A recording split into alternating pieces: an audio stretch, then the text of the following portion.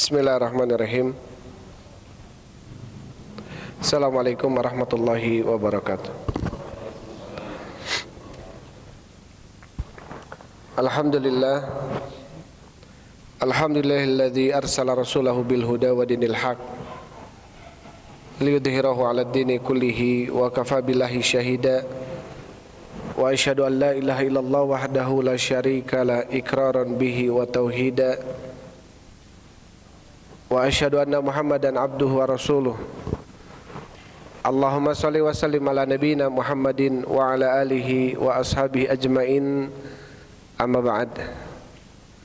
Hadirin wal hadirat, ikhwan wa akhwati fillah, habibakumullah, Bapak Ibu yang dirahmati Allah Subhanahu wa taala. Walhamdulillah, senantiasa kita memuji dan bersyukur kepada Allah Subhanahu wa taala atas segala kemudahan yang Allah berikan kepada kita semua. Terlebih di malam ini kita masih diberikan kemudahan oleh Allah Subhanahu wa taala untuk melaksanakan sebagian kewajiban kita, yaitu salat maghrib berjamaah dilanjut dengan talabul ilm. Mudah-mudahan langkah yang kita langkahkan ke majelis ini, ke masjid ini, menjadi penyebab dimudahkannya langkah kita menuju surga Allah Subhanahu wa taala. Karena dalam sebuah hadis Rasulullah sallallahu alaihi wasallam, beliau mengatakan, man salaka tariqan yaltamisu fihi ilman sahalallahu lahu bihi tariqan ilal jannah. Yang artinya, barang siapa yang melangkahkan kakinya untuk mencari ilmu agama, maka Allah akan mudahkan baginya langkah menuju surga. Maka tentunya senantiasa kita memuji dan bersyukur kepada Allah Subhanahu wa taala atas kemudahan-kemudahan yang Allah berikan kepada kita semua. Terkhusus kita masih dimudahkan langkah kita untuk mencari ilmu agama. Ikhwan wa akhwati fillah, habibakumullah, di dalam surat Az-Zariyat ayat 56, Allah Subhanahu wa taala berfirman, a'udzu billahi minasyaitonir rajim, wa ma khalaqtul jinna wal insa illa liya'budun. Yang artinya, dan tidaklah kami menciptakan jin dan manusia kecuali agar mereka beribadah kepadaku.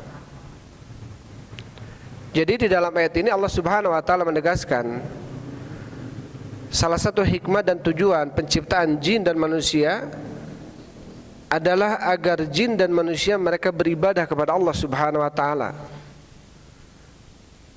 Jadi adanya kita di dunia ini, terlahirnya kita dari perut ibu kita ke dunia ini adalah agar kita ini beribadah kepada Allah. Yang pertama, kita yakini bahwasanya keberadaan kita di bumi ini tujuan utamanya adalah ibadah. Yang kedua, ternyata ibadah yang kita laksanakan itu tidak serta-merta diterima oleh Allah Subhanahu wa taala. Kalau kemudian ibadah itu tidak dibarengi dengan ilmu, artinya seseorang yang melakukan atau melaksanakan sebuah amalan ibadah itu tidak kemudian serta-merta diterima oleh Allah Subhanahu wa taala ibadahnya, sampai dia betul-betul ibadahnya itu dibarengi dengan ilmu dan keikhlasan. Karena dalam sebuah hadis yang sahih Rasulullah sallallahu alaihi wasallam mengatakan, man amila amalan laisa alaihi amruna fahuwa raddun. Barang siapa yang mengamalkan sebuah amalan yang tidak ada padanya perintah dari kami, contoh dari kami, ilmu dari kami, maka amalan tadi raddun, artinya mardud, tertolak. Jadi ketika seseorang melakukan amalan ibadah, sebuah amalan yang amalan tersebut ternyata tidak ada contohnya, tidak ada ilmunya dari Rasul sallallahu alaihi wasallam, ini dikhawatirkan amalan dia, ibadahnya apa? Tertolak. Dan di dalam surat An-Nahl Allah Subhanahu wa taala berfirman, wallahu akhrajakum min butuni ummahatikum la ta'lamuna syai'an. Dan Allah Subhanahu wa taala telah mengeluarkan kalian dari perut ibu-ibu kalian, la ta'lamuna syai'an, dalam keadaan kalian tidak mengetahui apa-apa. Artinya, tatkala kita terlahir ke dunia ini, Allah Subhanahu wa taala menegaskan bahwasanya kita semua terlahir dalam keadaan bodoh. Kita semua terlahir dalam keadaan tidak mengetahui apa-apa. Sampai Allah berfirman apa? La ta'lamuna syai'an, tidak mengetahui apa-apa. Ini menunjukkan apa? Menunjukkan, dan ini dalam surat An-Nahl ayat 78 ya. Di dalam surat An-Nahl ayat 78 Allah Subhanahu wa taala berfirman, dan Allah telah mengeluarkan kalian dari perut ibu-ibu kalian la ta'lamuna syai'an, dalam kondisi kalian tidak tahu apa-apa, artinya bodoh. Ya, tidak tahu tentang ilmu, tidak tahu tentang bagaimana cara ibadah yang benar. Jangankan tentang ilmu bagaimana cara ibadah yang benar, ya, ketika seorang manusia terlahir ke bumi saja itu tidak ada yang bisa berbicara kecuali hanya 4 orang saja, kata Rasulullah. Atau dalam riwayat disebutkan hanya 3 orang saja. Dalam hadis Rasulullah SAW mengatakan la yatakallamu fil mahdi illa thalath. Tidak ada yang mampu berbicara ketika dari buayan, artinya dari lahir sudah bisa bicara, itu kecuali 3 orang saja. Yang pertama Nabi Isa alaihissalam. Yang kedua adalah Ashabul Ukhdud, ya. Dan yang ketiga adalah Sahibu Juraij.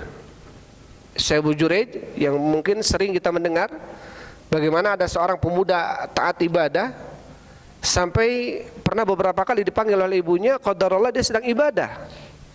Dia berpikir dalam hatinya, apakah membatalkan ibadah yang dilakukannya ini atau untuk apa? Untuk menyambut panggilan ibunya atau membatalkan ibadahnya. Tapi kemudian ibunya mengutus kepada anak tersebut dengan apa? Dengan seorang pezina. Yang artinya pezina tadi kemudian hamil, dan dia akhirnya apa? Hamilnya makin besar, dikatakan bahwa yang menzinai dia adalah Juraij ini. Tetapi tatkala kemudian lahir bayi tersebut, dikatakan siapa bapakmu? Kemudian anak bayi itu mengatakan Sahibur Ra'al, bapak saya adalah pengembala. Ya, bapaknya adalah pengembala. Jadi tatkala seseorang terlahir ke dunia ini, jangankan untuk mengetahui ilmu agama, bagaimana salat yang benar, bagaimana syahadat yang diterima oleh Allah Subhanahu wa taala, bagaimana haji yang mabrur, bagaimana zakat yang betul-betul sudah menepati tata caranya. Untuk bicara saja tidak semua mampu berbicara, apalagi untuk mengetahui tentang ilmu. Bahkan Rasul sallallahu alaihi wasallam disebutkan oleh Allah Subhanahu wa taala dalam surat Jathiyah, ya. Ma kunta tadri mal kitab wal iman, tidaklah engkau yang Muhammad dahulu, ya, mengetahui apa itu kitab, apa itu iman.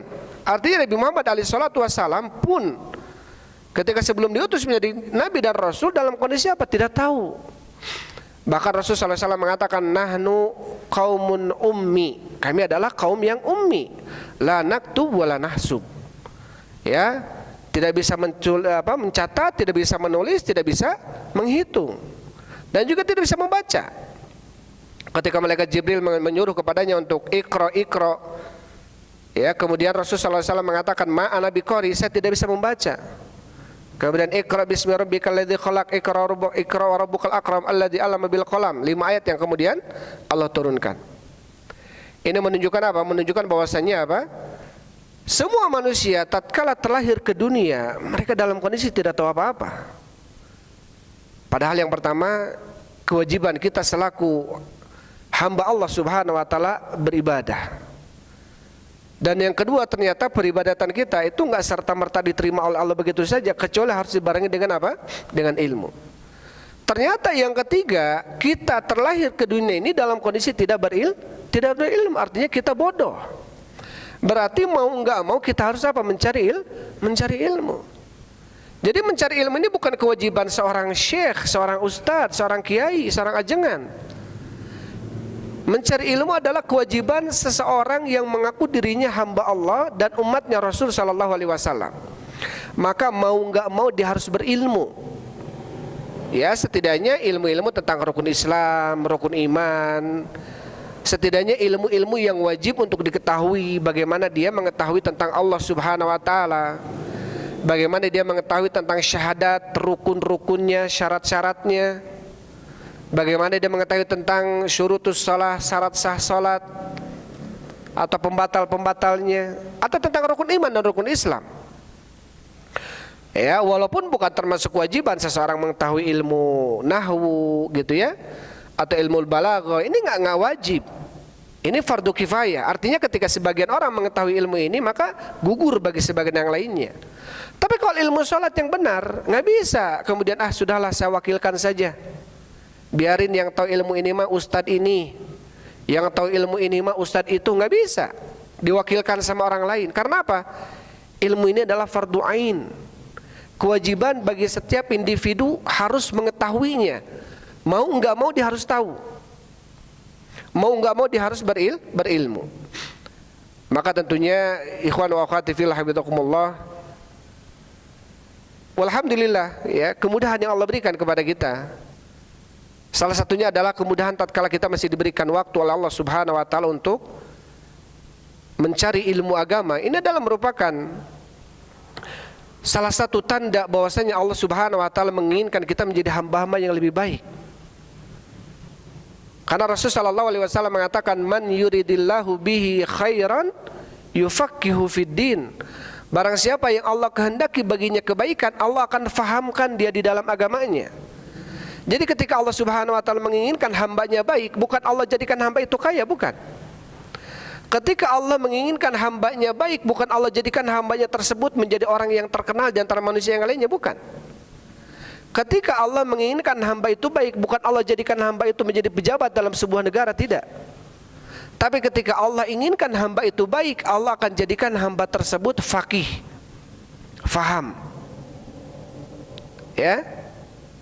Ketika Allah Subhanahu wa taala menginginkan hambanya menjadi hamba yang baik, maka Allah akan jadikan hamba tersebut orang yang faham dalam ilmu agama. Maka tentunya ini adalah sebuah keharusan bagi kita mencari ilmu agama. Bukan kemudian kita mengatakan, ini mah tugas para asatidz saja, tugas kiai saja mencari ilmu, kita mah hanya sudahlah mengaji saja. Itu pun seminggu sekali. Sudahlah mengaji saja, itu pun sebulan sekali, gitu ya.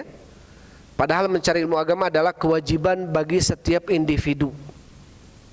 Sampai Imam Ahmad bin Hanbal rahimahullahu taala beliau mengatakan, an-nasu ilal ilmi ahwaju minhu ila ta'ami wasyarab. Manusia itu lebih butuh kepada ilmu dibanding butuhnya kepada makanan dan minuman. Yahtajuhu ilal ilmi yahtaju ila ta'ami wasyarab fil yaumi marratan aw marratain. Seorang manusia butuhnya kepada makanan dan minuman dalam satu hari hanya 1 kali 2 kali saja cukup. Ya, kecuali kalau ada yang badannya gede kayak saya ini mungkin 3 kali ya, 2 kali kurang cukup ya.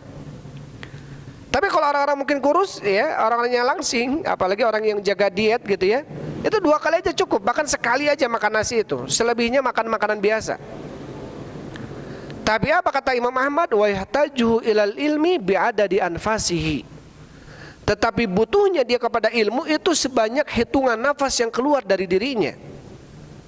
Karena ketika kita bangun dari tidur kita sampai kita tidur kembali, itu tidak boleh lepas daripada ilmu. Bangun dari tidur ada ilmunya, ada doanya. Ke WC ada ilmunya, ada doanya. Di WC apa saja yang harus dilakukan, apa saja yang tidak boleh dilakukan, ada ilmunya. Apalagi tentang kegiatan-kegiatan lebih besar dari itu. Perkara WC saja ini sudah dibahas oleh Rasulullah. Artinya sudah ada ilmunya. Apalagi perkara-perkara yang lebih besar dari itu. Bagaimana berdagang, bagaimana berpolitik, bagaimana berinteraksi dengan manusia. Sudah ada ilmunya. Tinggal kita menggali, tinggal kita mencari. Maka tentunya sebagaimana Abdullah bin Mas'ud, semoga Allah meridainya, beliau mengatakan dalam sebuah hadis Tirmidzi, beliau mengatakan, khattalana Rasul sallallahu alaihi wasallam khattan. Telah menggariskan kepadaku Rasul sallallahu alaihi wasallam satu garis. Wa qala hadza sabilullah, dan mengatakan inilah jalan Allah mustaqiman yang lurus. Kemudian wa khatta khututan an yaminihi wa shimalihi. Kemudian Rasulullah, kata Abdullah bin Mas'ud, menggariskan garis di kirinya dan kanannya dengan garis-garis yang banyak. Dan mengatakan hadhihi subulu syayatin, ini jalan-jalan syaitan. Kemudian Abdullah bin Mas'ud mengatakan ittabi'u wa la tabtadi'u. Sekarang kalian yang penting itu ittabi'u, ikutilah. Karena agama Islam ini sudah ada relnya. Agama ini sudah ada jalannya, tinggal kita ikuti jalannya. Apa yang dilakukan oleh Rasul kita ikuti, apa yang Rasul jauhkan kita jauhi. Ya, kata Abdullah bin Mas'ud, wala tabtadi'u, jangan kalian mengada-ngada jalan yang lain sudah. Ya, jangan kemudian mengatakan banyak jalan menuju Roma, banyak jalan menuju surga. Banyak jalan menuju surga tentunya jalan-jalan yang telah ditetapkan oleh Rasul sallallahu alaihi wasallam. Karena Islam ini sudah ada bingkainya, Islam ini sudah ada relnya, kita tinggal berjalan di atas relnya. Ketika kita justru cari jalan yang lain, ngabuk-bak jalan baru gitu ya, sudah mah capek, sudah mah nggak diterima sama Allah, bukan sudah mah nggak diterima saja, sudah mah dia jatuh kepada amalan dosa karena mengada-gada syariat. Maka tentunya ikhwan wa akhwati fillah habibakumullah, mencari ilmu adalah merupakan sebuah kewajiban bagi kita semua, ya. Sampai kata Rasul sallallahu alaihi wasallam, talabul ilmi fariidatun ala kulli muslim. Mencari ilmu adalah kewajiban bagi setiap muslim. Sampai di dalam beberapa kondisi, salah satunya ketika dihadapkan dengan jihad sekalipun, itu ilmu lebih didahulukan dibanding jihad. Allah Subhanahu wa taala berfirman dalam surat At-Taubah 122, A'udzubillahi minasyaitonirrajim. Wa ma kanal mu'minuna liyanfiru kafah. Enggak pantas bagi orang-orang yang beriman untuk pergi berperang seluruhnya. Falaula nafara min kulli firqatin minhum ta'ifatun liyatafaqahu fiddin. Kalaulah seandainya ada di antara mereka sekelompok orang-orang yang memperdalami ilmu agamanya. Untuk apa? Liundziru qaumahum idza rajau ilaihim la'allahum yahdharun. Agar mereka bisa memperingatkan kaumnya tatkala mereka kembali ke kampungnya, agar orang-orang yang di kampungnya mereka takut kepada Allah Subhanahu wa taala. Jadi kalau ada seruan jihad nanti, ini bapak-bapak yang ada di ini apa namanya? Masjid Huda. Kampung apa namanya? Taib. Jadi yang ada di Pangalengan ini, kalau ada seruan jihad, ini para pemudanya nggak boleh pergi semuanya. Apalagi yang dimaksud jihad adalah jihadnya fardu kifayah ya, kecuali jihad fardu ain yang jelas-jelas musuh sudah di depan kita nggak boleh mundur. Karena ini fardu ain, mau nggak mau kita harus melawan ketika orang kafir menyerang. Tapi yang dimaksud dalam ayat ini adalah fardu kifayah, jihad menyerang. Jadi kalau ada seruan jihad, nggak boleh nanti Pak Kades kemudian nyuruh masyarakatnya, pokoknya desa ini semuanya pergi jihad. Nggak boleh semuanya pergi jihad. Harus ada sekelompok orang yang kata Allah Subhanahu wa taala, orang-orang yang memperdalami ilmu agama. Untuk apa? Untuk terjadinya estafet ilmu, keberlangsungan ilmu. Kalau Allah takdirkan para pejuang jihad ini nanti pergi dengan Pak Kades misalkan jihad kemana misalkan ya, semuanya mati di sana, nggak balik-balik. Terus yang ditinggalkan di kampungnya ada nenek-nenek, ada ibu-ibu, ada anak kecil, perempuan, kakek-kakek yang nggak bisa jihad, ada orang yang mungkin cacat. Terus siapa yang bisa memberikan ilmu kepada mereka? Kemudian siapa yang kemudian menjadikan mereka agar takut kepada Allah kalau bukan orang-orang yang memperdalami ilmu agama? Artinya di dalam ayat ini sampai kata para ulama, sampai dalam kondisi jihad sekalipun ilmu tetap harus didahulukan. Ilmu tetap harus didahulukan. Jadi artinya apa? Artinya ilmu merupakan pondasi, ya. Ilmu merupakan salah satu pondasi yang kuat di mana seorang hamba bisa diterima amalan ibadahnya oleh Allah Subhanahu wa taala adalah dengan ilmu.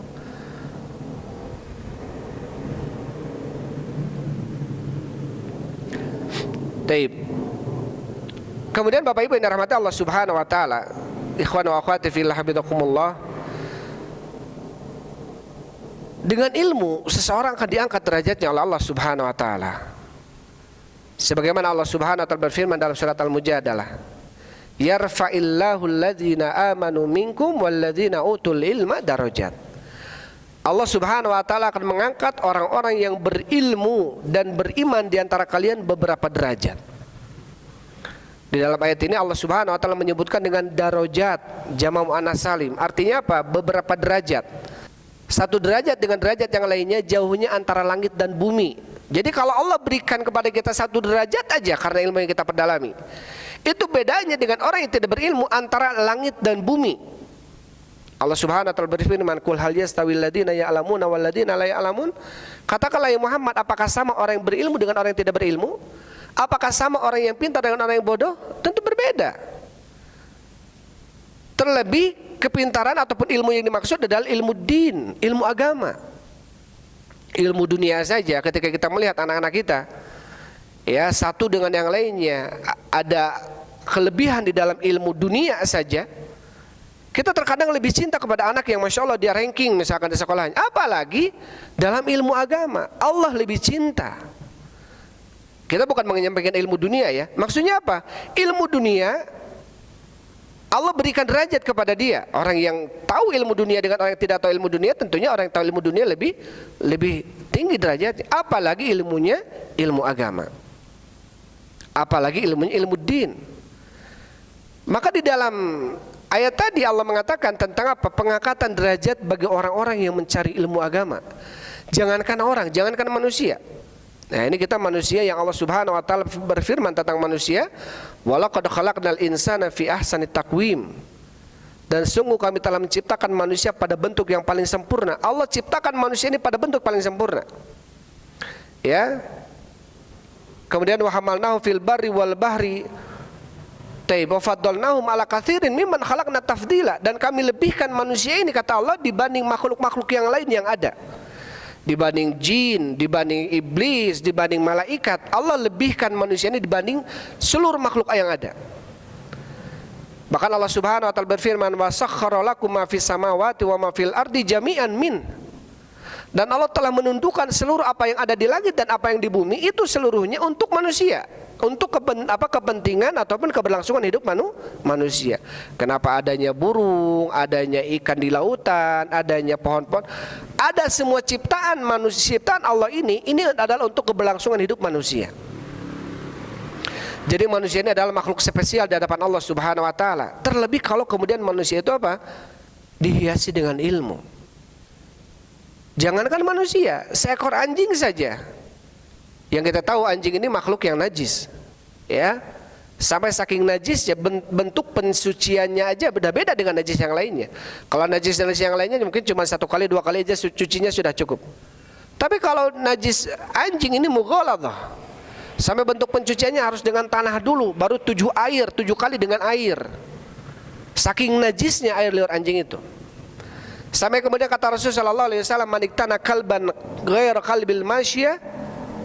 Barang siapa yang mengurus anjing selain anjing masyiyah, anjing masyiyah ini anjing yang dipakai untuk berburu dan anjing yang dipakai untuk berjaga-jaga perkebunan.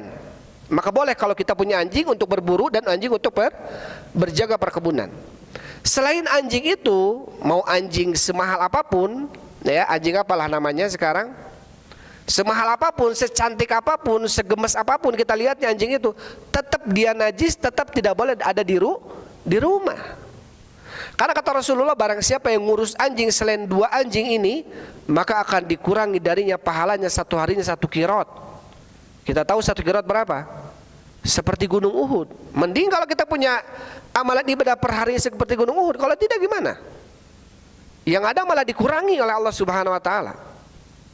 Dan kalau anjing yang kita pelihara ada di rumah kita, maka kata Rasulullah, la tadkhulu malaikatu baitan fihi kalbun wa suratun. Malaikat rahmat tidak akan masuk ke rumah yang di dalamnya ada anjing dan gambar. Senajis itu anjing, ya, seterlarang itu anjing. Tapi apa? Di dalam surat Al-Maidah ayat keempat, Allah Subhanahu wa taala berfirman, "Yas'alunaka madza uhilla lahum qul uhilla lakumut thayyibat." Wa ma alamtu minal jawarihi mukallibina tuallimunahunna mimma 'allamakumullah fakulu mimma amsakna 'alaikum wadhkuru smallahi alaihi.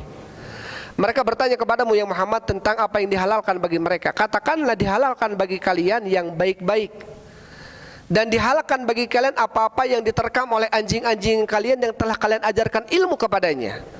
Fakulu mimma amsakna alaikum wadhkuru smallahi alaihi. Maka makanlah apa yang telah diterkam oleh anjing kalian yang telah diajarkan ilmu, dan ucapkanlah bismillah kepadanya.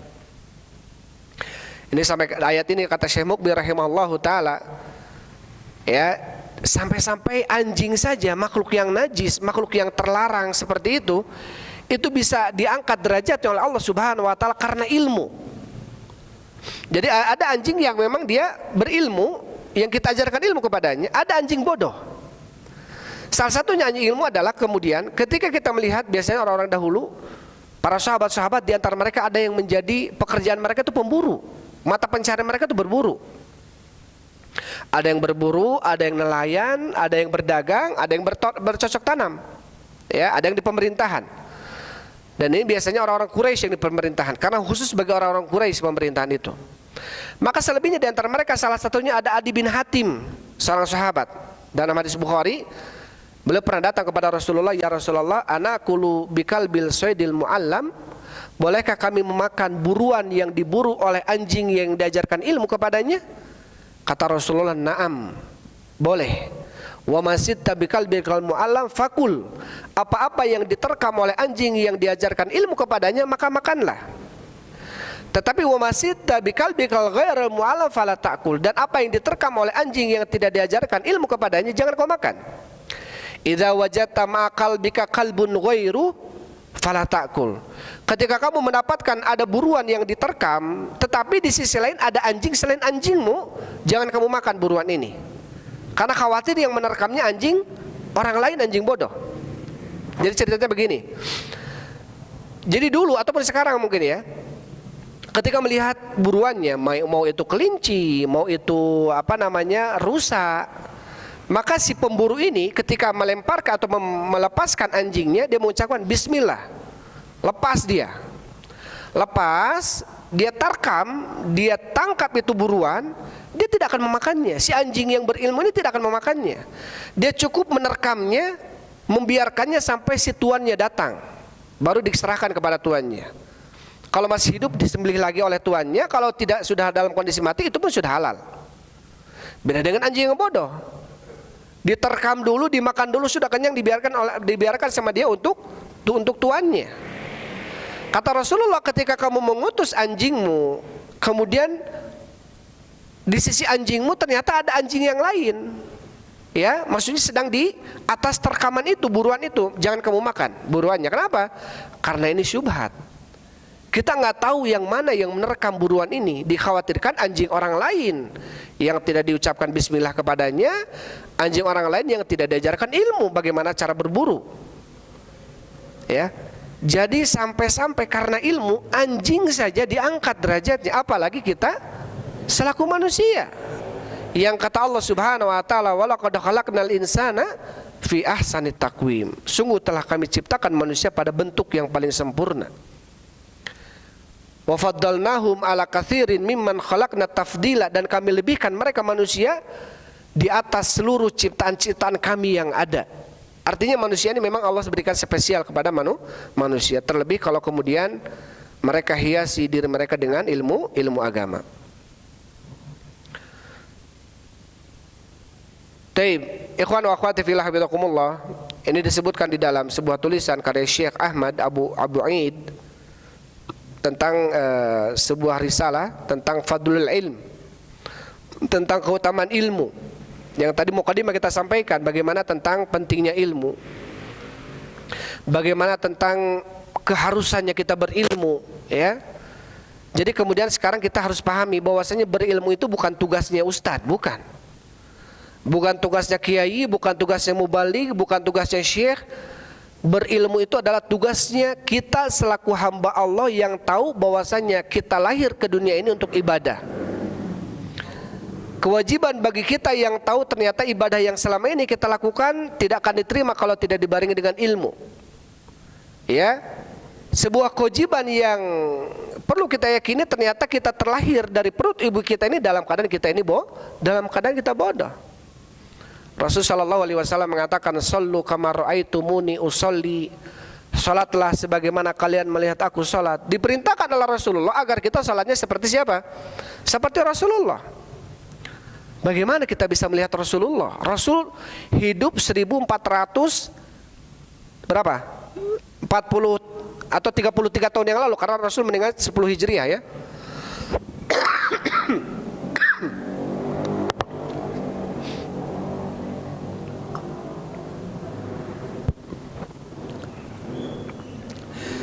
Alhamdulillah. Jadi bagaimana kita tahu Rasulullah salatnya demikian, salatnya begini, begitu, kalau tidak kembali kepada pengajian, kalau tidak kembali kepada Al-Quran, tidak kembali kepada sunnah-sunnah Rasul Sallallahu Alaihi Wasallam. Karena nggak boleh kita kemudian salatnya, saya mah salat kumaha bapak we, kumaha aki we, aki salatna kieu, abdi ge kieu. Akhirnya apa? Banyak orang-orang yang dia ternyata salatnya itu turunan, bukan karena ilmu yang dipelajari. Karena melihat ibu bapaknya salatnya demikian, dia pun demikian. Walaupun sebetulnya dalam hal ini namanya ittiba. Tetapi sebaiknya kita tahu ilmunya, kita tahu dalilnya. Ya, kita tahu apa ilmunya. Karena apapun yang kita lakukan, apapun yang kita yakini, apapun yang kita laksanakan, itu semua harus dibarengi dengan ilmu. Kenapa? Karena akan ditanya oleh Allah Subhanahu wa taala. Allah Subhanahu wa taala berfirman dalam surat Al-Isra, "Wala taqfu ma laisa laka bihi ilm. Inna sam'a wal basara wal fuada kullu ulaika kana anhu mas'ula." Wala taqfu, janganlah kalian bersikap, berucap, berkeyakinan ma laisa laka bihi ilm, yang tidak ada padamu ilmunya. Artinya berarti bicara aja harus dengan ilmu, meyakini sesuatu harus dengan ilmu, menyikapi sesuatu juga harus dengan ilmu. Kenapa?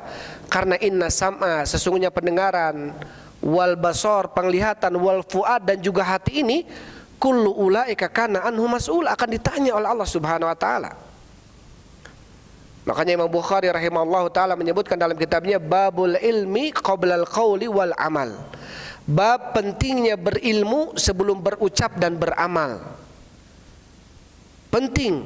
Kenapa? Jangan sampai kemudian kita berucap sebuah ucapan, ternyata ucapan tersebut merugikan kita di hadapan Allah Subhanahu wa taala. Banyak yang ternyata Allah seret manusia ke neraka Allah Subhanahu wa taala, naudzubillah.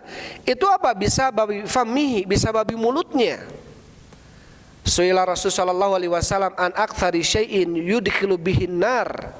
Rasul ditanya tentang sesuatu yang paling banyak memasukkan manusia ke dalam neraka Allah Subhanahu wa taala. Rasulullah mengatakan fil fammi wal faraj. Sebabnya adalah di dalam mulut dan kemaluan. Artinya mulut mengucapkan sebuah ucapan, mau itu berita hoax, mau itu berita palsu, dia sampaikan, dia ucapkan, dia sebarkan, ternyata beritanya palsu misalkan. Dan yang paling besar menyebabkan manusia masuk ke neraka Allah Subhanahu wa taala tatkala mereka mengumbar kemaluannya, artinya tidak menjaga kemaluannya. Sampai-sampai Rasulullah sallallahu alaihi wasallam menjamin orang yang bisa menjaga kemaluan dan mulutnya dijamin surga oleh Rasulullah sallallahu alaihi wasallam. Apa kata Rasulullah? Man yadman lima baina fakhidaihi wa baina lihiyaihi azman lahul jannah. Barang siapa yang menjamin untukku, kata Rasul, bisa menjaga antara kemaluannya dan antara mulutnya, antara pahanya arti kemaluannya, antara dua jenggotnya artinya mulutnya, maka apa? Adman lahul jannah, saya jamin baginya apa? Surga. Dijamin surga oleh Rasulullah. Salah satunya apa? Ketika dia apa? Menjaga lisannya. Taib, Allah Subhanahu wa taala berfirman, "Ma yalfidu min qaulin illa ladaihi raqibun atid." Tidaklah sebuah ucapan, sebuah lafaz yang keluar dari lisan seseorang kecuali padanya ada raqib dan atid. Ada yang mencatatnya. Maka tentunya penting untuk kita betul-betul ucapan kita, sikap kita, amalan kita itu betul-betul didasari dengan apa? Dengan ilmu. Terlebih kita adalah selaku umat yang mengaku diri kita adalah umatnya Rasul sallallahu alaihi wasallam. Itu nanti bisa dilihat dalam surat Yusuf, ya. Dalam surat Yusuf ayat 100. Taib. Allah Subhanahu wa taala berfirman,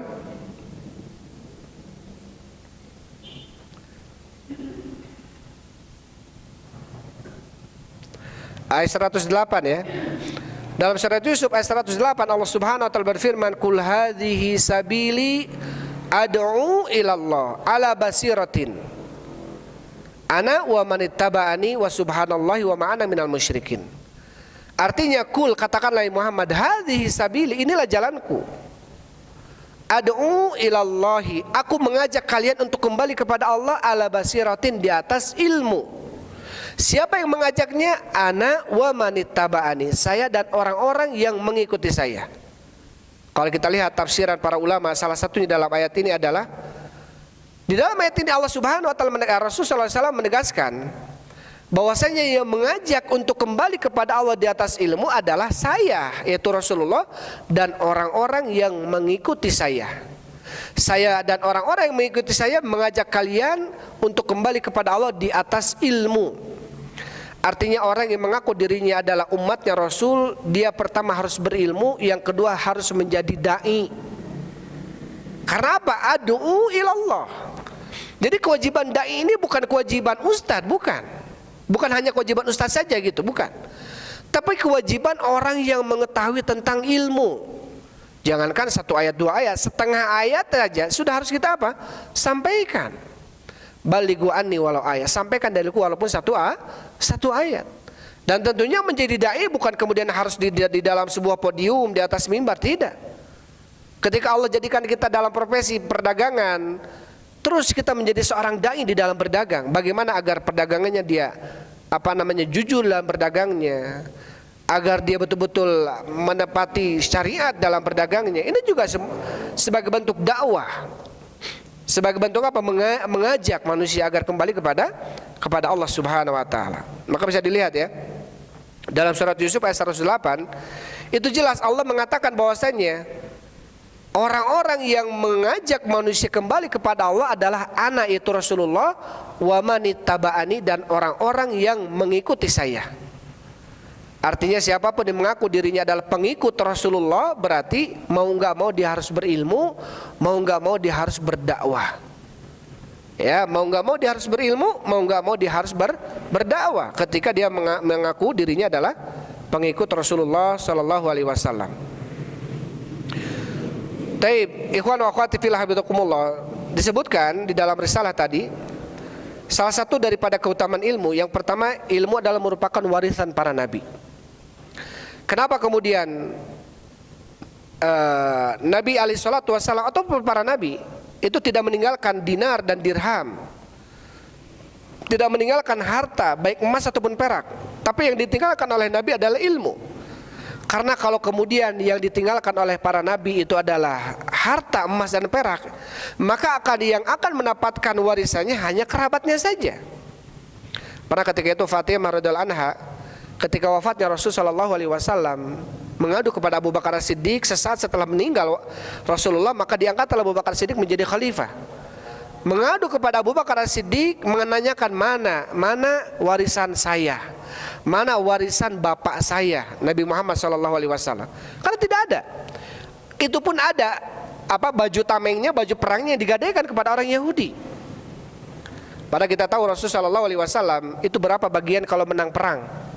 Ya, walillahi wali rasuli khumus, seperlimanya. Sedangkan Rasul, kata Ibnul Qayyim, peperangannya itu semasa hidupnya beliau ada perang Ghazwah, ada perang Sariyah. Ghazwah itu dihadiri oleh Rasul langsung. Kalau Sariyah Rasul mengutus jenderalnya. Itu kurang lebih antara 45 sampai 50 kali peperangan, dari mulai perang Badar sampai akhir-akhir perang Mu'tah gitu ya, yang dengan melawan Romawi, yang ketika itu Rasul mengutus beberapa jenderalnya. Dan di setiap kali peperangan itu menang perangnya. Dan menangnya itu bukan jutaan, ratusan juta, miliaran, bahkan satu kota itu dimiliki oleh kaum muslimin. Perang Khaybar itu banyak sekali hartanya, perang Khaybar. Rasul sallallahu alaihi wasallam seperlimanya. Tapi Rasul sallallahu alaihi wasallam ketika wafat tidak meninggalkan apa-apa. Ya, tidak meninggalkan apa-apa. Karena kebiasaan Rasul sallallahu alaihi wasallam, pernah ada seseorang datang kepada Rasulullah, orang Badui baru masuk Islam, kemudian meminta, dikenal bahwa Rasul ini suila, apabila diminta tentang sesuatu, yu'ti ata'an la yakhsal faqr, maka Rasul akan memberi sebuah pemberian yang mana Rasul tidak takut fakir. Pernah orang baru masuk Islam ini minta kepada Rasulullah, katanya, engkau begini ya Rasul, saya minta kambing. Kata Rasul, kulu baina jabalain fi qararatil jabal, itu yang ada di antara dua bukit gunung itu di lembah, itu ratusan kambing punya Rasulullah, tuh ambil buat kamu semua. Diambil oleh orang ini, sahabat ini. Dan sahabat ini akhirnya langsung menyeru berdakwah kepada umatnya, kaumnya yang belum masuk Islam. Halumma ta'al kemarilah, masuk Islamlah kalian, karena di dalam idza ata'an, ya, idza yu'ti ata'an la yakhshal faqr, apabila memberi sebuah pemberian tidak merasa takut fakir. Rasulullah ini diberi saja sama Rasulullah. Ya, makanya dalam kondisi apa? Rasul tidak meninggalkan apa-apa. Kemudian Fatimah mengadu, mana kata Abu Bakar As-Siddiq, wa innal anbiya lam yuwarithu dinaron wala dirhaman. Sesungguhnya para nabi itu tidak akan mewariskan dinar dan dirham. Innama warathul ilm. Yang diwariskan oleh para nabi hanyalah ilmu. Faman akhadahu akhadha bihadin wafir. Barang siapa yang mengambil ilmu, berarti dia telah mengambil bagian yang sangat banyak. Kita sudah 1445 Hijriah ya, masih bisa mengambil warisan-warisan Rasul Shallallahu Alaihi Wasallam. Sayang kalau kemudian kita tidak termasuk orang yang ambil bagian mengambil warisan Nabi kita yaitu Shallallahu Alaihi Wasallam, yaitu apa? Ilmu. Maka tentunya sayang kalau kemudian kita tidak termasuk orang yang ikut andil mengambil ilmu atau mengambil warisan dari Rasulullah Shallallahu Alaihi Wasallam. Taib. Sudah adzan? Adzan? Adzan saja dulu. Taib. Lanjut apa selesai setelah adzan? Lanjut dulu. Taib. Kita jeda dulu ya sampai nanti insyaallah kita lanjut setelah salat Isya ya. Wallahu a'lam bishawab. Alhamdulillah wassalatu wassalamu ala Rasulillah.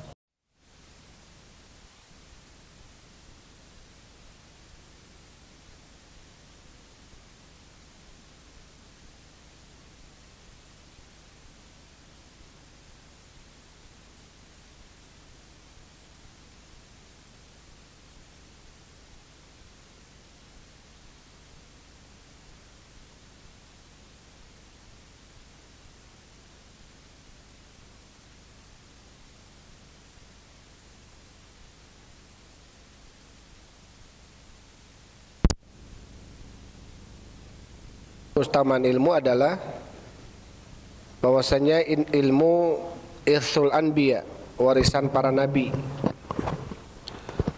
Jadi ilmu adalah warisan para nabi. Kalau Rasul sallallahu alaihi wasallam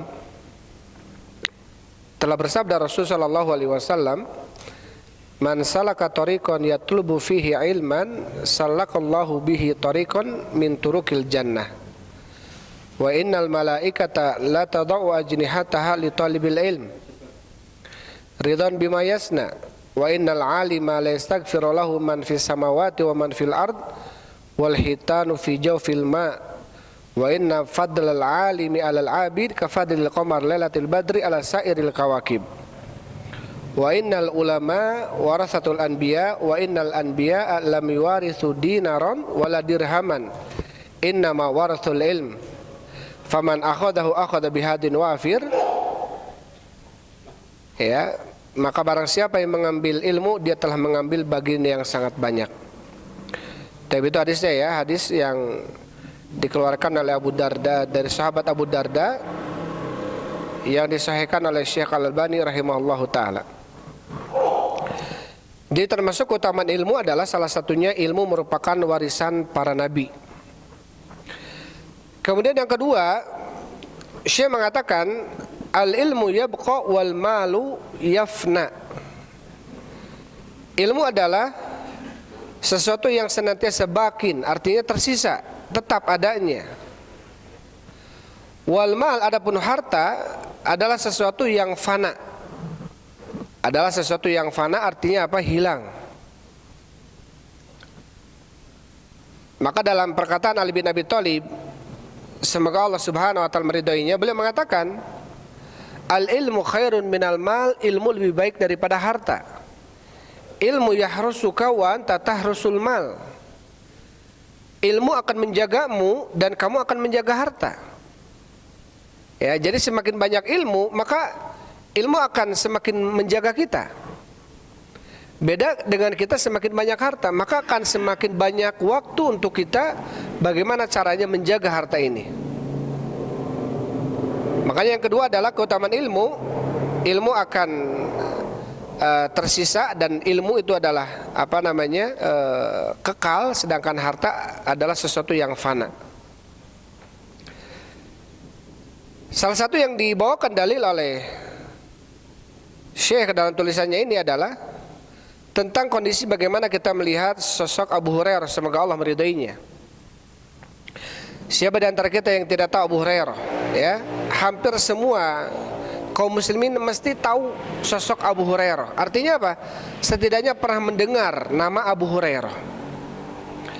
Abu Hurairah ini adalah seorang sahabat yang masuk Islamnya termasuk akhir. Artinya setelah Fatu Mekkah. Berarti beliau duduk dengan Rasul hanya 3 tahun saja. Tetapi karena kegigihan beliau di dalam mencari ilmu agama, beliau ini termasuk orang yang dikategorikan orang fakir, sahabat yang miskin. Ya. Tetapi karena kegigihan beliau, 3 tahun yang dimiliki oleh beliau dengan Rasulullah sallallahu alaihi wasallam itu senantiasa dipakai untuk apa? Bertanya kepada Rasulullah. Duduk dan bermajelis dengan siapa? Dengan Rasul sallallahu alaihi wasallam. Sampai diriwayatkan oleh Ali bin Madini dan juga para ahlul hadis selainnya, wal muqtiruna fil hadis wal athar Abu Hurairah tsumma ibn Umar. Orang yang paling banyak meriwayatkan hadis dan asar adalah Abu Hurairah, kemudian Ibnu Umar. Artinya dari sekian sahabat yang paling banyak meriwayatkan hadis dan sampai kepada kita, salah satunya siapa yang paling banyak? Ya hadis Abu Hurairah. Baca Bukhari, banyaknya sahabat Abu Hurairah. Baca Muslim, banyaknya sahabat Abu Hurairah. Baca kalau kita baca Riyadhus Shalihin, baca Bulughul Maram, banyak hadis yang datangnya menjaluri jalur siapa? Sahabat Abu Hurairah, semoga Allah meridainya. Padahal beliau ini adalah seseorang yang dikategorikan miskin hartanya ketika itu. Tapi karena ilmu ini adalah kekal, ya, dan akan memberikan pengaruh besar bagi pemiliknya, sehingga sampai sekarang nama Abu Hurairah ini banyak kita sebut dan banyak kita doakan. Berapa miliar manusia ketika mendengarkan nama Abu Hurairah, maka dia akan mengatakan apa? An Abi Hurairah radhiyallahu anhu. Dari Abu Hurairah semoga Allah meridhoinya. Berapa juta manusia sekarang mendoakan Abu Hurairah ketika mendengarkan hadis, membaca hadis dari sahabat Abu Hurairah, maka akan diakhiri dengan kalimat apa? Radhiyallahu anhu. Semoga Allah meridhoinya. Ini yang kemudian apa? Bisa menjadikan seseorang harum namanya, baik dunianya adapun akhiratnya. Salah satu sebabnya adalah ilmu. Bukan harta yang dimiliki oleh Abu Hurairah. Bahkan harta tidak punya Abu Hurairah. Tetapi karena beliau memiliki ilmu, maka sampai kapanpun ilmu ini dibacakan, hadis ini dibacakan, maka akan dibacakan pula sosok nama yang namanya Abu Hurairah. Maka ilmu itu apa? Kekal. Beda dengan harta.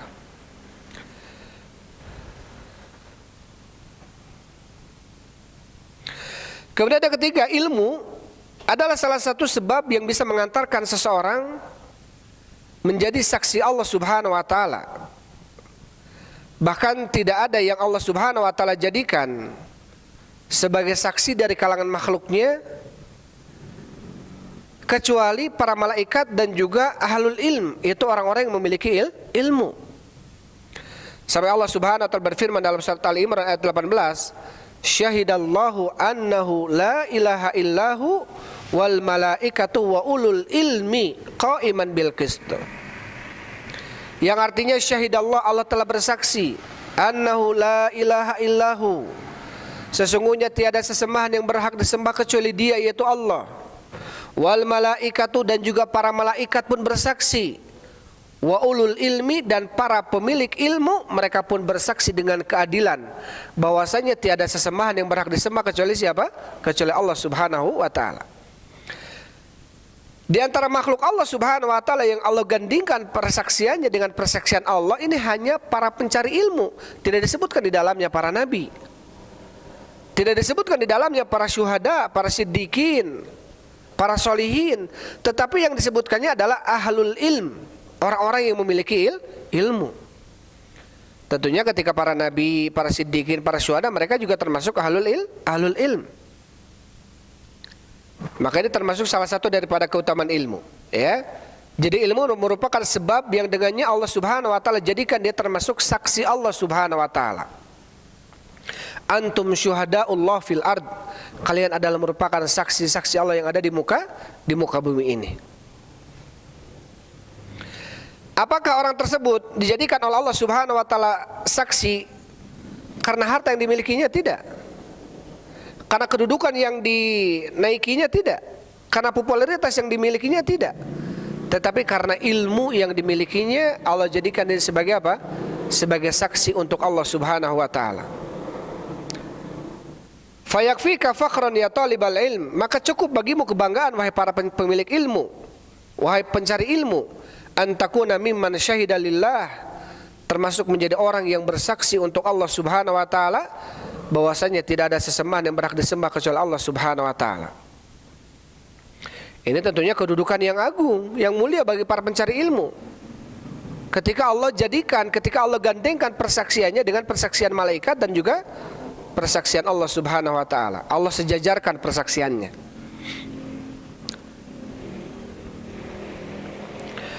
Dan yang keempat, ahlul ilmi adalah ataupun orang-orang yang memiliki ilmu termasuk salah satu dari dua jenis ulul amri yang patut kita ikuti, yang patut kita contoh dan kita taati. Allah Subhanahu wa taala berfirman, ya ayyuhalladzina amanu atiiullaha wa atiiur rasul wa ulil amri minkum. Wahai orang-orang yang beriman, taatilah oleh kalian Allah, taatilah oleh kalian Rasul. Wa ulil amri, dan ulil amri di antara kalian. Ya. Di dalam hadis Bukhari bahwasanya ulul amri yang dimaksud adalah al ulama wal umara. Yang dimaksud dengan ulul amri adalah al ulama wal umara, para pemilik ilmu dan para pemangku jabatan ataupun kepemerintahan, kepemimpinan. Mereka dikatakan dengan ulul amri, ya. Maka di dalam ayat ini Allah menegaskan agar apa? Kita mentaati mereka, selama tentunya perintahnya tidak memerintahkan kita untuk bermaksiat kepada Allah Subhanahu wa taala. Karena ulul amri ketika memerintahkan sebuah perintah, selama itu adalah sebuah kebaikan dan ketaatan, maka harus kita ikuti. Tetapi ketika memerintahkan sebuah perintah yang jelas-jelas untuk bermaksiat kepada Allah, maka Rasul sallallahu alaihi wasallam mengatakan la ta'atal makhluk fi ma'siyatil khaliq. Tidak ada ketaatan kepada makhluk untuk bermaksiat kepada sang pencipta, yaitu Allah Subhanahu wa taala. Maka tentunya apa? Tentunya ahlul ilmi adalah merupakan salah satu dari dua sifat atau dua jenis manusia yang Allah Subhanahu wa taala anjurkan kepada manusia yang lainnya untuk mentaatinya. Karena mereka termasuk ulul amri atau ulil amri. Baik, kemudian yang keempat, yang kelima, ya, termasuk keutamaan ilmu adalah bahwasanya Rasulullah SAW menjadikan salah satu yang boleh untuk seseorang menginginkan posisinya atau hasad terhadapnya adalah hasad terhadap orang-orang yang memiliki ilmu. Dalam sebuah hadis Rasulullah SAW mengatakan la hasada illa fitnatain. Tidak ada dua hasad, tidak ada hasad kecuali dalam dua perkara. Ya, rajulun atahullahu malan fasallatahu ala halakatihi. Seseorang yang Allah berikan kepada dia harta, tetapi dia kemudian mengeluarkan harta itu di dalam kebenaran. Dan yang kedua adalah warajulun atahullahu hikmatan. Dan yang kedua adalah hasad terhadap orang yang Allah berikan kepadanya ilmu atau hikmah. Fahuwa yafdi biha wa yu'allimuha, dia mengamalkannya dan mengajarkannya. Ya, maka di dalam hadis ini apa? Rasulullah mengatakan bolehnya hasad atau ghibthah, ya, ingin seperti yang disebutkan tadi. Dia punya ilmu, beramal dengan ilmu dan berdakwah dengan ilmu. Yang kedua, dia punya harta, dia bersedekah dengan hartanya di jalan Allah Subhanahu wa taala. Tetapi kalau kemudian kita menginginkan harta sebagaimana orang lain punya harta, tanpa kemudian kita menginginkan untuk mengeluarkan sedekahnya, ini termasuk terlarang. Ketika orang-orang yang pada zaman Qarun, ya, ketika Qarun keluar, kharaja fi qaumihi fi zinatihi, keluar menemui kaumnya dengan memakai perhiasannya. Kemudian masyarakatnya mengatakan, ya laita lana mithla ma utiya Qarun innahu ladzu haddin adzim. Duhai kalaulah seandainya diberikan kepada kami seperti yang telah diberikan kepada Qarun oleh Allah Subhanahu wa taala. Innahu ladu haddin adim, sesungguhnya Qarun mempunyai bagian yang sangat besar. Ya, tetapi apa ucapan tersebut dimurkai oleh Allah Subhanahu wa taala. Ya, wailakum thawabullah khairun. Celaka kalian, tentunya pahala Allah itu lebih baik. Pahala Allah itu lebih baik. Artinya apa? Untuk kita menginginkan seperti orang lain punya harta, ini tidak boleh. Tapi kalau kita menginginkan seperti orang lain punya harta dan bersedekah dengan hartanya, maka ini boleh. Seperti kita bolehnya menginginkan seperti orang lain punya ilmu dan dia beramal dengan ilmunya dan berdakwah, maka ini pun termasuk yang dibolehkan. Dan yang setelahnya, bahwasanya ilmu merupakan salah satu sebab yang paling memudahkan seseorang untuk masuk surga. Sebagaimana dalam hadis riwayat Muslim, Rasulullah mengatakan, "Man salaka tariqan yaltamisu fihi ilman, sahalallahu lahu bihi tariqan ila jannah." Barang siapa yang berjalan atau meniti jalan untuk mencari di dalam penitiannya tersebut ilmu agama, maka Allah akan mudahkan baginya jalan menuju surga. Sehingga ilmu adalah merupakan salah satu apa? Salah satu sebab dimudahkan dia apa untuk memasuki surga Allah Subhanahu wa taala. Taib. Kemudian disebutkan beberapa poin di sini. Juga salah satunya adalah ilmu merupakan atau ahlul ilm ahlul ilm atau orang-orang yang diberikan ilmu oleh Allah Subhanahu wa taala adalah merupakan orang-orang yang Allah inginkan kebaikan baginya. Jadi ketika Allah Subhanahu wa taala inginkan bagi hambanya kebaikan, maka Allah akan jadikan hamba tersebut faqih, berilmu. Dalam sebuah hadis Rasulullah mengatakan, "Man yuridillahu bihi khairan yufaqihu fid din." Barang siapa yang Allah inginkan baginya kebaikan, Allah akan fahamkan dia di dalam agamanya. Jadi ketika Allah Subhanahu wa taala inginkan bagi hambanya baik, maka Allah akan jadikan hamba tersebut faqih, hamba tersebut faham dalam ilmu agama. Jadi dengan hadis ini kita tahu bahwasannya ya, keinginan kebaikan yang Allah inginkan bagi hambanya dengan sebuah kebaikan tatkala Allah jadikan hamba itu adalah orang yang faqih. Bukan dengan cara Allah bentangkan hartanya, atau bukan dengan cara Allah tinggikan kedudukannya, jabatannya. Ya. Tetapi ketika Allah Subhanahu wa taala inginkan bagi hambanya kebaikan, maka Allah akan jadikan hamba tersebut adalah orang yang faham dalam ilmu agama. Taib.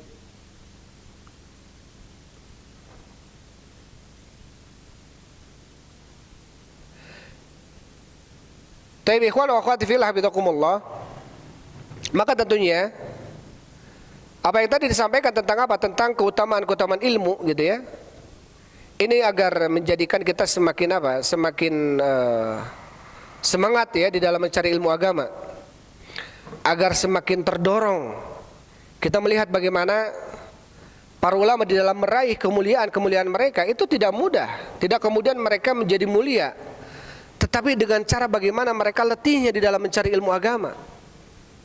Ya, tadi kita sebutkan sebagaimana perkataan Imam Ahmad bin Hanbal, seseorang itu lebih butuh kepada ilmu dibanding butuh kepada makanan dan minuman. Jadi untuk menjadi seseorang yang alim ini tidak dengan cara yang instan, tapi dengan cara menggali, dengan cara belajar, ya, dengan cara memperdalami ilmu agama. Maka tentunya para ulama besar sekarang itu tidak kemudian mereka ada ada pikiran akan menjadi ulama besar, tidak. Yang tahu sini disebutkan oleh Syekh Utsaimin dalam Kitabul Ilm, yang mereka tahu adalah mereka tugasnya belajar saja, berilmu saja sudah. Kalau toh kemudian di kemudian hari Allah jadikan dia sebagai ulama besar, itu adalah tambahan. Yang terpenting itu adalah kita bagaimana mencari ilmu agama dengan keikhlasan. Ini yang paling penting, bukan kemudian bagaimana kita menjadi seorang yang besar dalam mencari ilmu ini. Karena itu ujian. Ya. Keterkenalan itu Popularitas itu adalah merupakan ujian. Sampai kata Imam Ahmad bin Hambal, beliau mengatakan ubtulina bisuhrah, kami telah diuji oleh Allah Subhanahu wa taala dengan popularitas.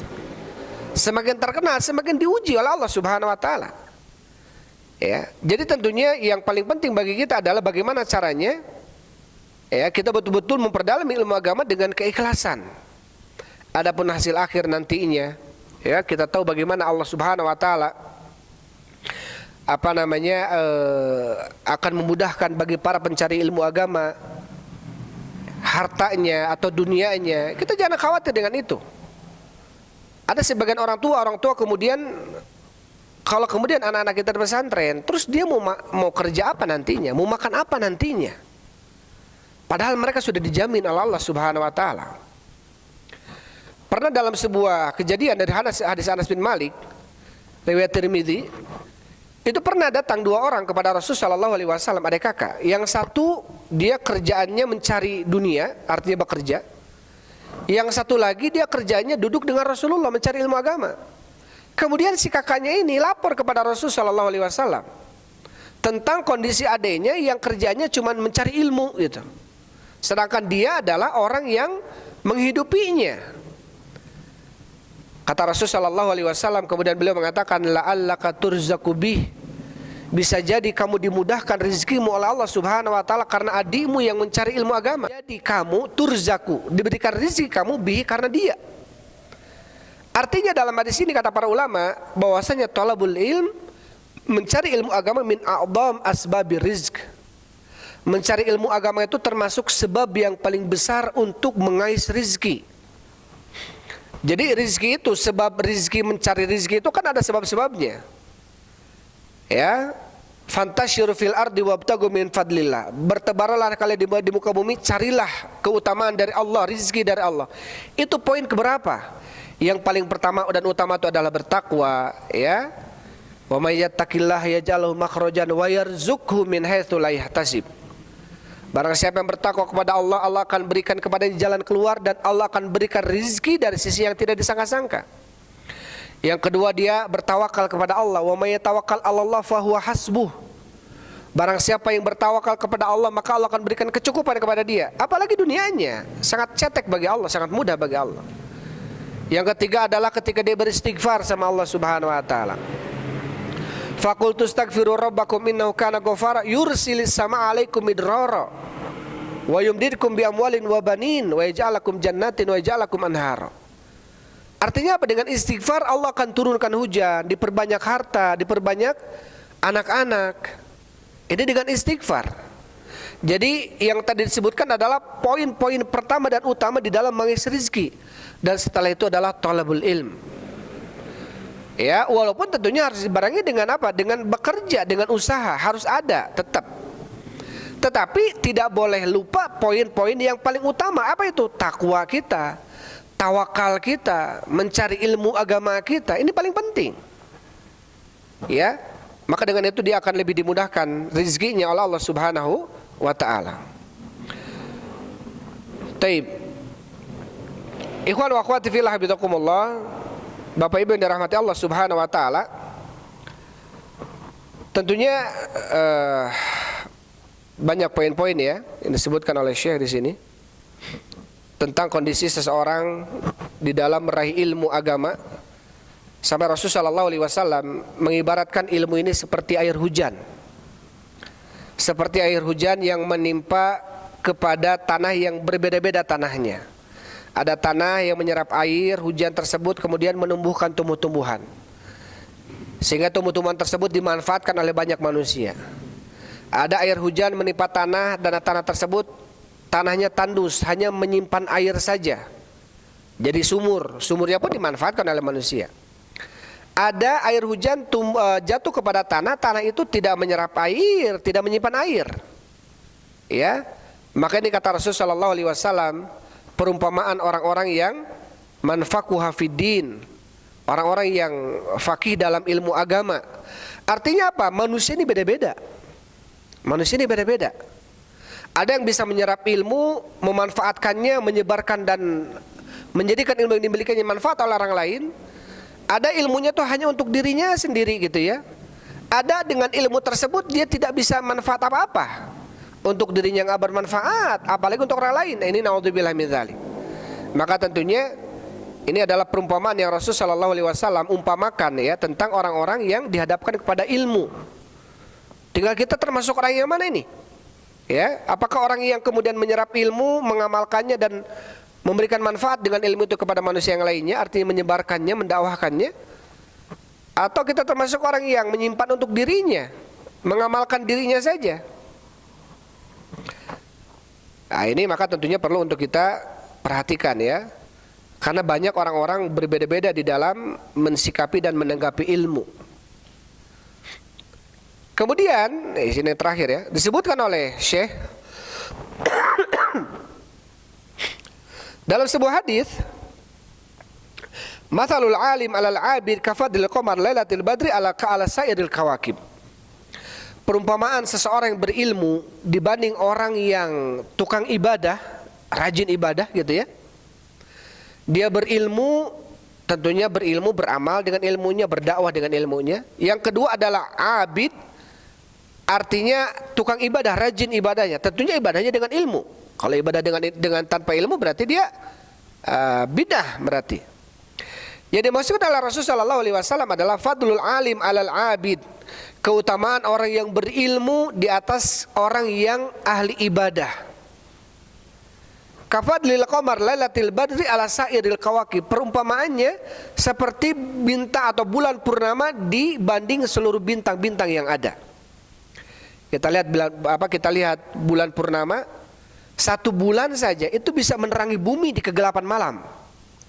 Ya, kalau kita lihat bulan purnama, satu bulan itu bisa menerangi bumi di kegelapan malam. Dibanding dengan bintang-bintang yang jumlahnya miliaran di atas langit sana, walaupun bercahaya mereka bintang ini, tapi cahayanya tidak menerangi bumi. Cahayanya hanya menerangi diri dan tetangga yang mungkin atau sekitar orang sekitarnya saja. Tukang ibadah ini tidak bermanfaat, bermanfaat juga. Ketika kita berjalan dengan ahlu ibadah, masya Allah, setidaknya apa? Setidaknya orang aura yang dimiliki olehnya ini terbawa oleh kita. Aduh, masa dia rajin, kita enggak. Setidaknya kita akan terbawa. Tapi manfaatnya untuk orang-orang yang di sekitarnya saja. Beda dengan apa? Dengan ahlul ilm yang menyebarkan ilmunya. Dia seperti pelita yang akan menyinari dunia. Maka ini perumpamaan yang diumpamakan oleh Rasulullah, orang yang mencari ilmu agama, mengamalkannya, menyebarkannya, dibanding orang yang mencari ilmu agama, mengamalkannya dan untuk dirinya, tidak disebarkan. Maka penting selain kita mencari ilmu agama, mengamalkannya juga apa? Menyebarkan ilmu agama. Taib, ikhwan wa akhwati fillah hafizakumullah, Bapak Ibu yang dirahmati Allah Subhanahu wa taala, itu poin-poin yang bisa saya sampaikan ya untuk malam ini.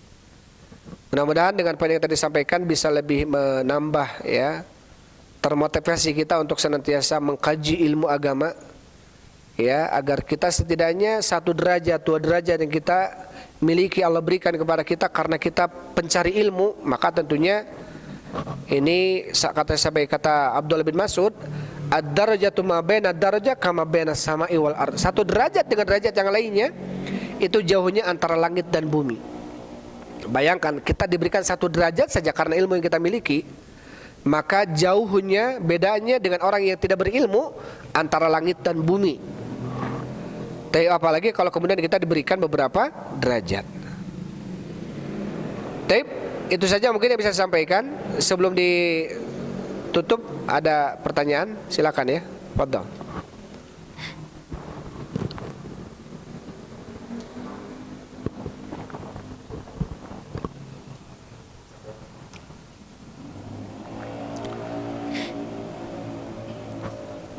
Kalau nggak ada berarti ditanya ya. Silakan. Mangga. Iya, mangga.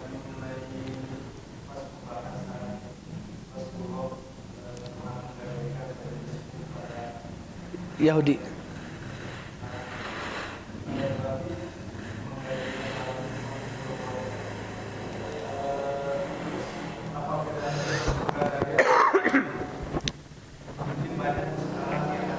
Masya Allah ya. Taib. Asal hukum ar-rahan atau murohana meminjam uang dengan menggadaikan barangnya, asal hukumnya boleh. Karena ini dilakukan oleh Rasulullah SAW. Tentunya kapan rahan penggadaian itu tidak boleh? Ketika ada yang pertama, menggunakan istiqmalul marhun, menggunakan barang gadaian, ini tidak boleh. Yang kedua, ada nilai ujroh lebih dari apa yang dipinjamnya. Karena apa? Karena kata Rasulullah SAW, al-qard jaral manfa'ah fahuwa riba. Pinjaman yang ada nilai manfaatnya maka dia riba. Misalkan begini, saya minjam uang 1.000, saya gadaikan di HP, saya bayar harus 1.000 nantinya. Tapi kalau dia bayar 1.100, 1.200, ini udah nggak boleh. Yang pertama. Yang kedua, si HP yang kita gadaikan pun tidak boleh dipakai oleh yang memegang barang gadaian kita. Ya, ini asal hukum gadai itu boleh. Maka kapan menjadi tidak boleh? Ketika yang pertama kita tidak boleh memakai barang gadaian. Yang kedua, tidak boleh ada nilai lebih dalam pinjaman yang kita pinjam. Kita pinjam 1.000, ya balikin 1.000. Kalau yang terjadi sekarang kan enggak, ya. Ada nilai tambah, maka ini tidak boleh. Ya, wallahu a'lam bishawab.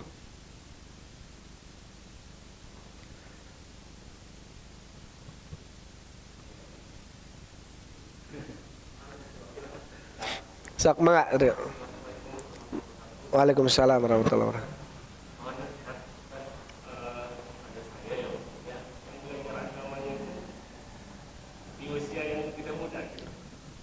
Baik.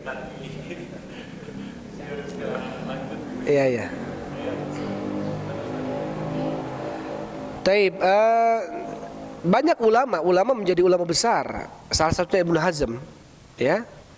Itu ketika beliau umurnya udah puluhan tahun, kalau nggak salah 50 tahun kalau nggak salah, atau 60 tahun kalau nggak salah. Beliau menjadi seorang ulama besar dan menjadi ulama zahiriyah yang besar, Ibnu Hazm ini.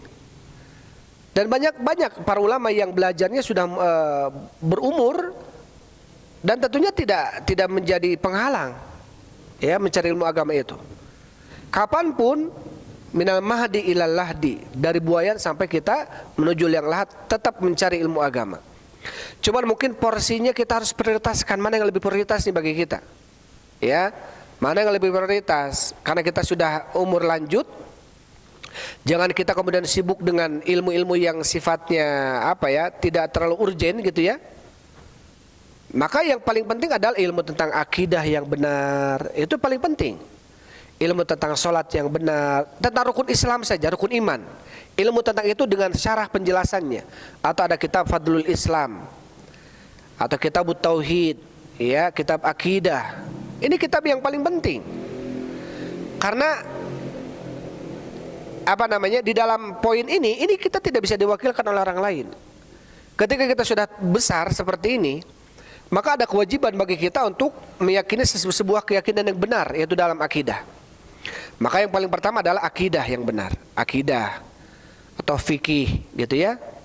Kalau masih ada waktu banyak, maka pelajari ilmu nahwu, pelajari ilmu-ilmu mustalah hadis yang menunjang ilmu-ilmu tadi. Tapi kalau waktu-waktu yang terbagi, sebaiknya ilmu-ilmu tentang akidah, tentang fikih, maka ini lebih untuk kita gali ilmu ini, ya. Melihat kita lebih butuh kepada ilmu-ilmu itu. Ilmu tentang Al-Quran, tentang bacaan yang baik dan benar, ya, makhrajnya, ini termasuk ilmu yang harus kita pelajari. Wallahu a'lam bishawab. Dan tentunya yang paling penting adalah semangat. Jangan kemudian kita melihat umur sudah tua, sudah mulai beranjak, akhirnya nggak semangat. Tidak, justru kita harus lebih semangat, ya. Tidak ada kata terlambat untuk mencari ilmu agama, ya. Wallahu a'lam bishawab.